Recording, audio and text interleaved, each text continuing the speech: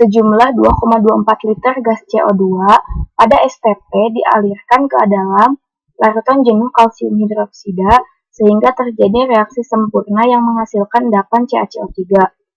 Berat endapan CaCO3 yang terbentuk adalah, untuk menjawab pertanyaan ini, maka kita harus menuliskan terlebih dahulu reaksi dari soal di atas. Dalam hal ini, kalsium hidroksida atau CaOH 2 kali ditambah dengan CO2 menghasilkan endapan CaCO3 ditambah dengan gas H2O.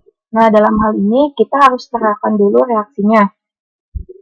Nah, reaksinya sudah setara, akan ditentukan endapan dari CaCO3. Nah, yang diketahui adalah volume dari CO2 yaitu 2,24 liter dan pada keadaan STP. Nah, apa yang dimaksud dengan keadaan STP?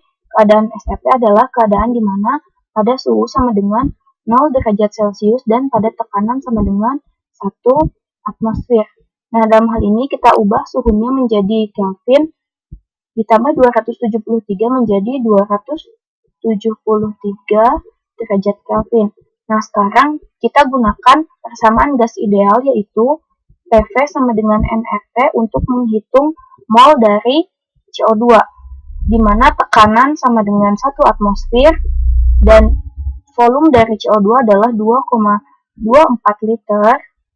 Lalu ditanyakan mol dari CO2 dan tetapan gas idealnya adalah 0,082 dikalikan dengan suhunya yaitu 273, sehingga didapatkan mol dari CO2 itu sama dengan 0,1 mol.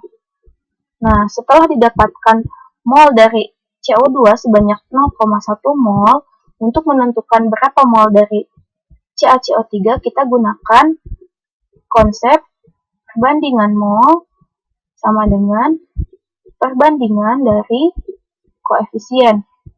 Nah, untuk melihat berapa mol dari CaCO3, kita bandingkan dengan mol CO2 yang telah diketahui.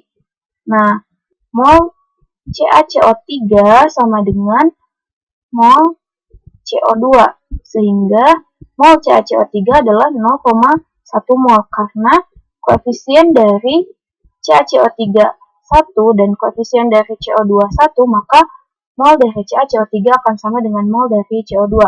Nah, setelah didapatkan mol dari CaCO3, kita akan menentukan massa dari CaCO3. Massa dari CaCO3 adalah mol dari CaCO3 dikalikan dengan mR dari CaCO3. Mol dari CaCO3 adalah 0,1 dikalikan dengan mR dari CaCO3 adalah 100, sehingga didapatkan endapan CaCO3 sebanyak 10 gram. Nah, dari pilihan jawaban yang benar adalah D.